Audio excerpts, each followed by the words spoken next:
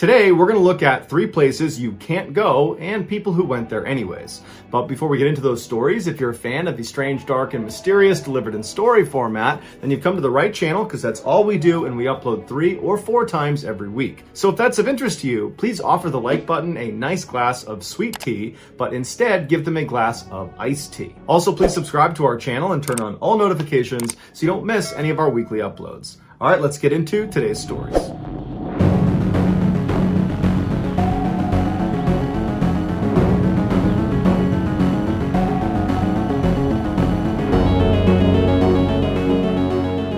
In 2019, Robert Nishimoto was a 71-year-old retired professor of sociology from the University of Southern California. After his retirement, he had moved back home to Hawaii to spend his twilight years with friends and family. On Saturday, November 2nd of that year, Robert suddenly felt motivated to go out into his backyard and finally do a huge cleanup. His grass was fine, he took care of that, but the very back of his property was totally overgrown with bushes and shrubs, and the trees were totally long and had not been trimmed in some time. And so he figured he would just go back there and hack a bunch of it down. And so that morning, he rounded up all of his yard working tools and he headed out to the back of his property and he got to work. And all day, his neighbors saw him slowly making progress as he kind of hacked his way towards the back of his property. And by the evening that night, it looked like he was almost done. 2 days later, on Monday, Robert's friends were at their favorite restaurant in town waiting for Robert to show up for lunch. This was something they did all the time. But Robert was running late, so one of them texted Robert to ask where he was, but he didn't get a response. After waiting for almost an hour and a half, his friends grew concerned because Robert was not the type of guy to just blow off a lunch meeting and not tell anyone where he was. He was far more likely to be the guy that showed up early and then hounded the others about where they were. And so the friends decided they would just drive by Robert's property to make sure everything was okay. But when they pulled onto a street, they saw down the end of the road in front of Robert's house were fire trucks and police cars and tons of commotion. It would turn out nobody had seen or heard from Robert since 2 days earlier when he was out in his backyard doing that yard work. And when his family had tried to get in touch with him all weekend, they hadn't been able to. And so finally, on this Monday, right as the lunch friends are arriving at Robert's property, Robert's own family had called the police to do a welfare check on Robert. And what they discovered was horrifying. A police officer had gone up to Robert's front door and knocked. There was no answer, the door was locked. So the officer went around to the back of the house and knocked on the back door. Again, there was no answer, but the back door was open. And so the officer opened it up, he yelled for Robert, there was no answer. The officer stepped inside to just have a look around to make sure Robert was okay. And he went room by room and there was nothing in there. He's yelling out for Robert, there's no sign of him, there's no sign of a commotion or anything. And so he turns around and goes back out the back door into the yard and he looks towards the back of the property and he sees there's some yard working tools that are just laying on the ground, and next to it looks like there's some sort of divot in the ground. And so it intrigued the officer, so he began walking across the yard towards these yard working tools and this divot. And as he got closer and closer to this divot, he saw there was a small hole in the center of this divot in the ground. And so the officer made it right up to the edge of this strange indentation on the ground, and he looked into this little hole, and then all of a sudden the ground kind of collapsed into itself, revealing a 2-foot wide hole where the small hole had been. The officer jumped back to keep from falling in, and after a few moments, he stood back up and he walked very cautiously to the edge of this hole, and he tried to shine his light down into it, but he couldn't see the bottom. It was obviously a very deep hole. And so he carefully moved forward, testing every step to ensure the ground was not going to erode underneath his foot. And then finally, he got right to the edge where he could shine his light all the way down to the bottom, 22 feet below, and there on the bottom was Robert's body. In cities, people are afraid of falling into manholes.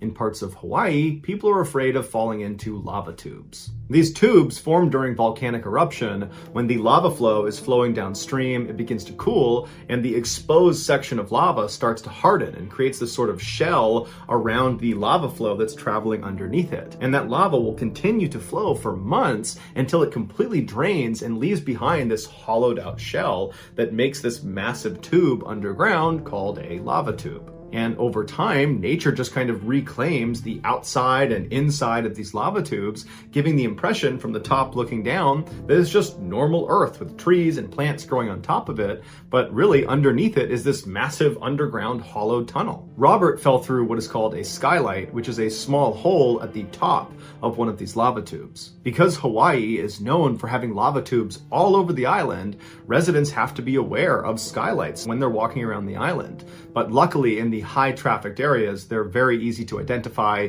and nobody's scared about falling into them. But if you go off the beaten path on the island to areas that are not particularly well trafficked, like Robert's super overgrown back part of his property, you could run into an undiscovered skylight.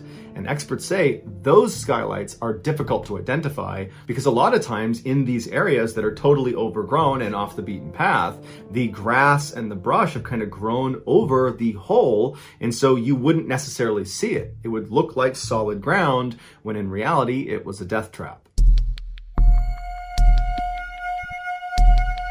Freediving is one of the most dangerous sports in the world, even though technically pretty much anybody who's ever swam before has then also freedived, because all freediving is diving underwater without the use of a breathing apparatus like a scuba tank. But when people talk about freediving, they're not talking about the kids down at the local swim club. They're talking about those crazy people that go out into the middle of the ocean, take huge gulps of air, and then dive down to unbelievable depths and stay down there for several minutes before returning to the surface. And within this already extreme sport, there's an even more extreme version of it called no limits. Instead of the diver taking that big gulp of air on the surface and then turning around and finning themselves down to depth or pulling themselves down on a weighted rope, in no limits freediving, the divers are allowed to use whatever they want to get as deep as they can possibly handle. Again, the only rule is you can't use a breathing apparatus. The most common no limits technique is to grab hold of this sled that is connected to this bottom weighted vertical cable,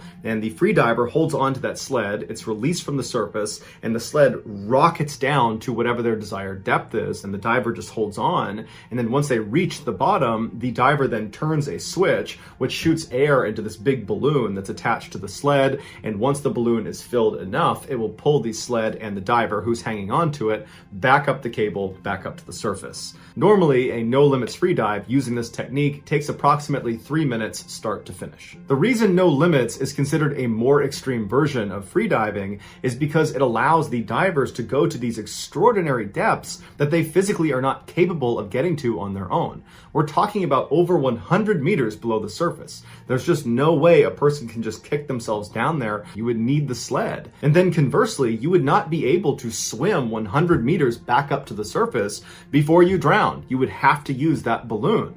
And so in no limits freediving, when you go down to these crazy depths, if your equipment fails, it's usually fatal. On October 12, 2002, 28-year-old Audrey Mestre was sitting on a floating platform off the coast of the Dominican Republic. The French native no limits diver was mentally preparing herself for what she was about to do. Audrey was one of the best freedivers in the world, and this day she was trying to become the best freediver in the world by breaking the world record for the deepest depth achieved by a no limits freediver, which was 170 meters. And that record was actually held by her husband, Pippin Ferreras. But as she sat on that platform, doubt must have crept into her mind, because storm clouds began to roll in, and in the world of no limits freediving, where so many things can go wrong, there's no reason to add in another risk factor like bad weather. It could affect the people on the surface that are trying to support you. It could affect the line that you're using to bring you down to depth. It's just an unnecessary risk. Also, Audrey was using a new piece of equipment. She had a slightly thinner cable that was going to bring her down to the bottom that her sled was attached to, but she didn't know if it would work for this deep of a dive. And her husband, who was in charge of safety for this dive, had been criticized in the diving community for rushing this record attempt, that he hadn't done enough preparations. There weren't enough medical staff. There wasn't enough standby divers that were going to be on site or on shore at the time of this dive. And Audrey was aware of these criticisms because her husband was regularly criticized in the no limits freediving world, because 6 years earlier, he had had 2 separate people on staff die during different diving accidents, and people accused Pippin of being very reckless. But despite all of these red flags and reasons not to do this dive on this day, Audrey was really confident and wanted to do this, and so she signaled to her team that she was ready to start. She zipped up her yellow wetsuit and then checked her sensors and video camera she'd be using for the dive, and then she put on her fins. Meanwhile, her husband checked the balloon that was there to inflate and bring her back up to the surface.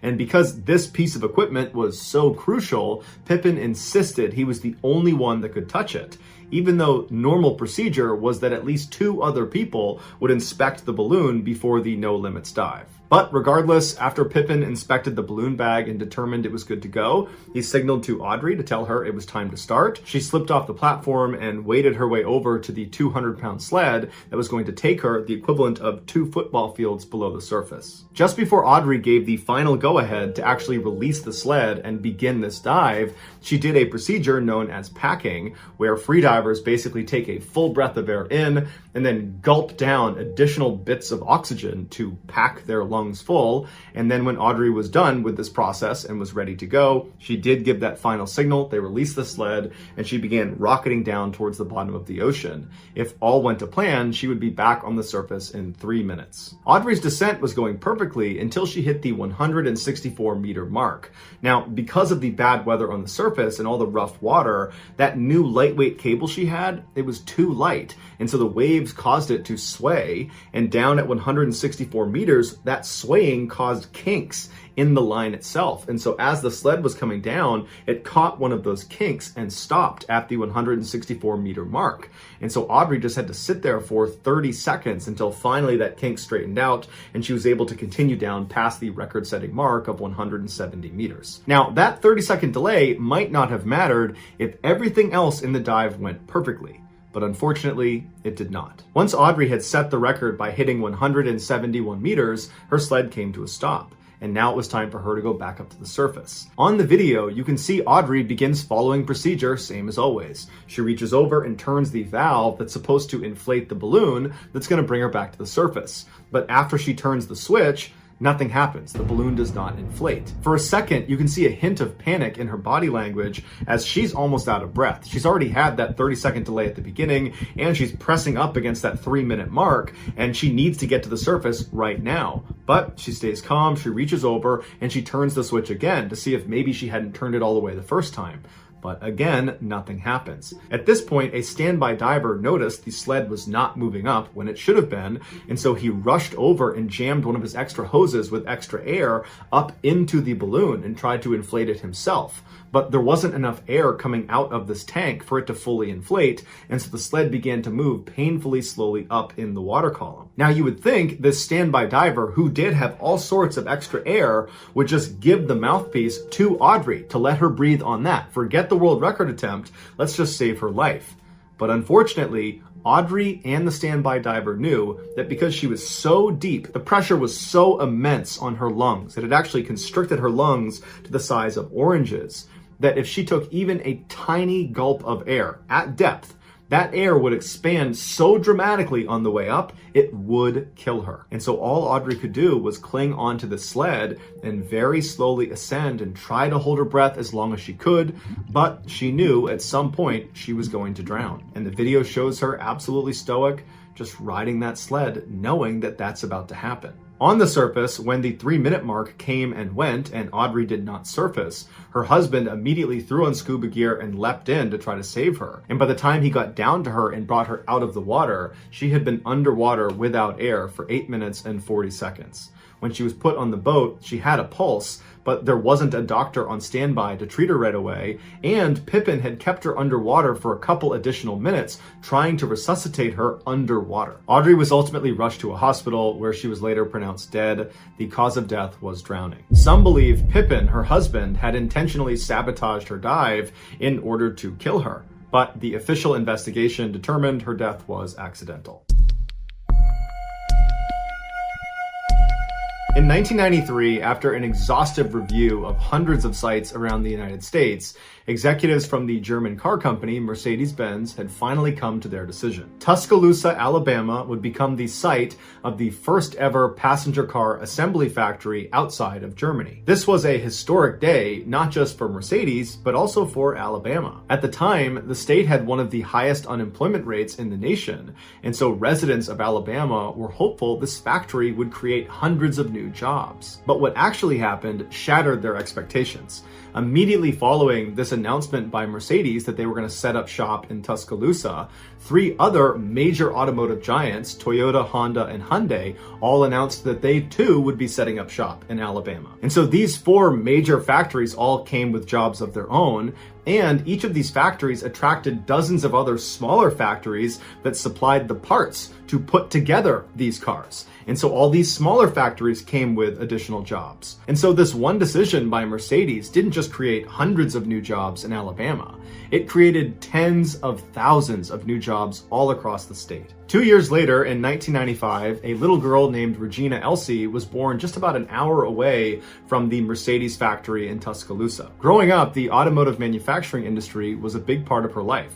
Her family worked in the factories, and as a kid, every day when she went outside, she would see dozens of these 18-wheelers come bombing down the road in front of her house, carrying car parts on their way to one of the many factories. Regina was a reserved and quiet kid. She loved to read, she was a good student, and she loved animals. She would take in stray animals. Any animal she could find, she would bring it back home to her house, but her favorite animal was her dog, who she named Cow. She dreamed of becoming a pediatrician, and so after high school, she enrolled in a local community college on a federal grant with plans to eventually transfer out to Auburn University, where she would finish her degree and then hopefully go on to medical school. But while she was at the community college, she fell in love with a local boy named Dan, who she had actually gone to kindergarten with. And before long, the two were engaged to be married. The young couple wanted to move in together, but they didn't have enough money. Regina was a full-time student, so she didn't have an income, and Dan barely made minimum wage working as a shelf stocker at Walmart. The only way they could get their own place would be if Regina dropped out of school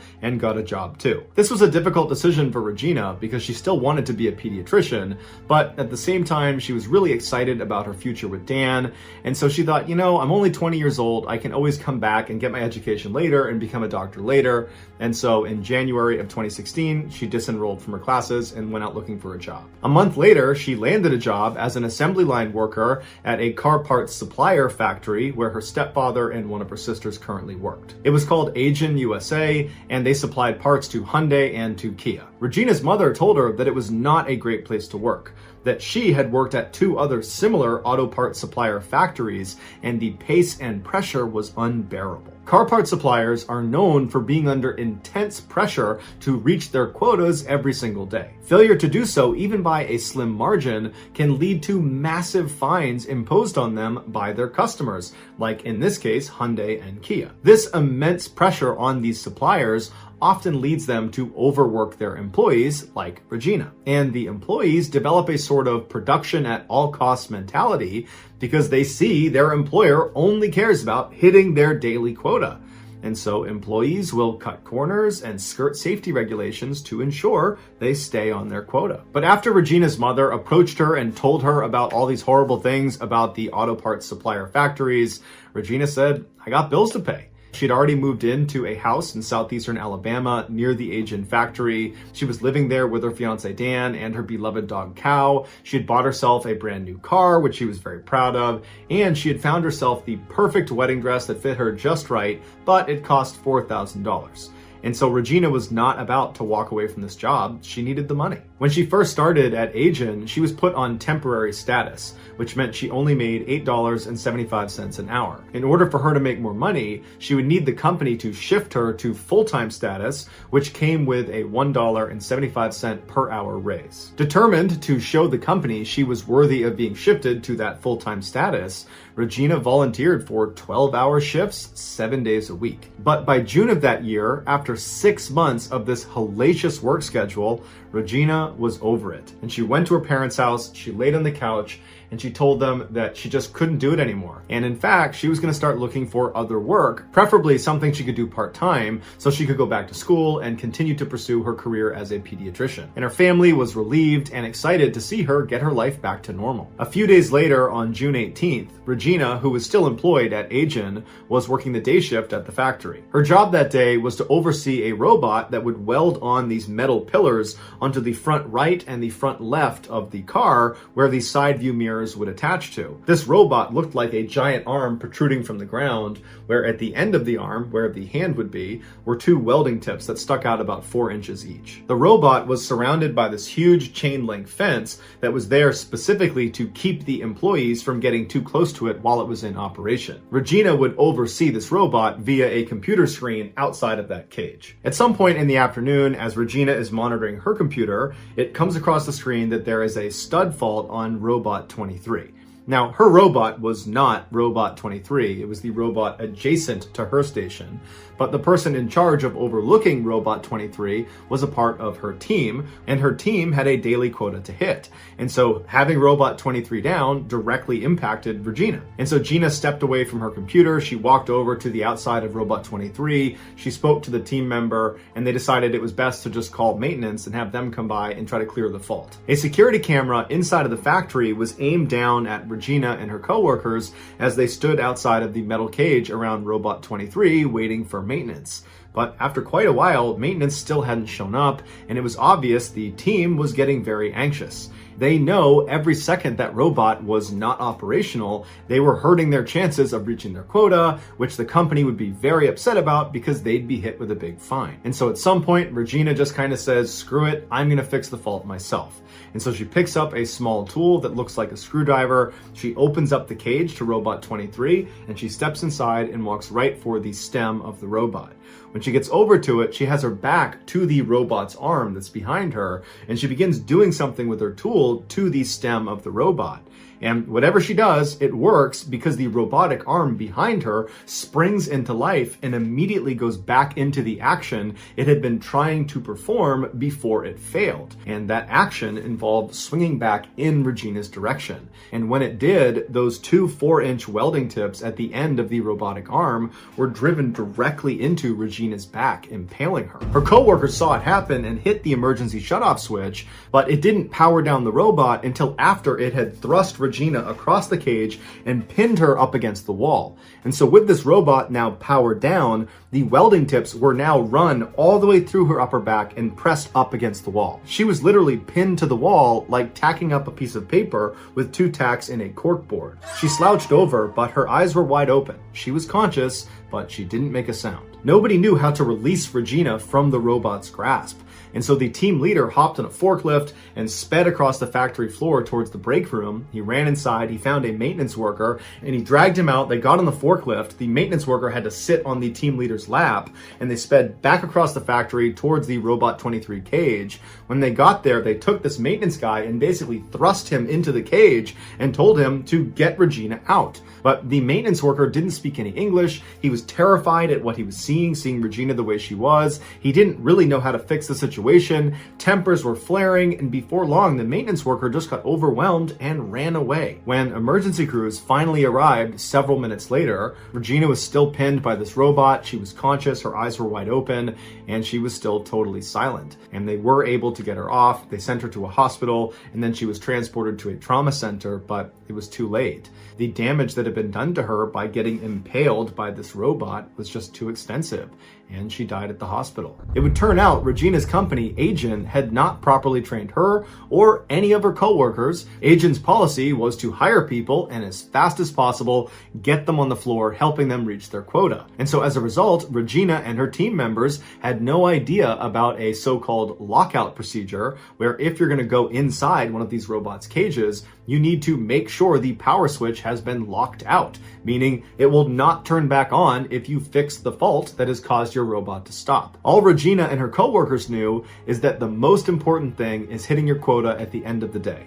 And so that was the reason Regina went inside of the cage, and that was the reason Regina was killed. Agent ultimately pleaded guilty to not having properly trained Regina, leading to her death, and they paid the family $1.5 million. So that's going to do it, guys. If you found the secret in today's episode, let us know in the comments what it is and where you found it. So give us the timestamp. And if you're the first to do that, we will pin you at the top of the comments section. If you enjoyed today's video and you haven't done this already, please offer to get the like button a nice glass of sweet tea, but instead get them a glass of regular iced tea. Also, please subscribe to our channel and turn on all notifications so you don't miss any of our weekly 3 or 4 video uploads. If you want to get in touch with me, you can direct message me on Instagram or on Twitter. My username for both platforms is the same. It's JohnBallen416. I also have a ton of content over on TikTok where my username is MrBallen. I also have a second YouTube channel called MrBallen Shorts where I post random short videos. If you have a story suggestion, please submit it to our subreddit just called MrBallen. It's linked in the description below. So whether I see you on Instagram, Twitter, TikTok, Reddit, YouTube, or some combination, just know that I really appreciate your support. And until next time, that's going to do it. See ya.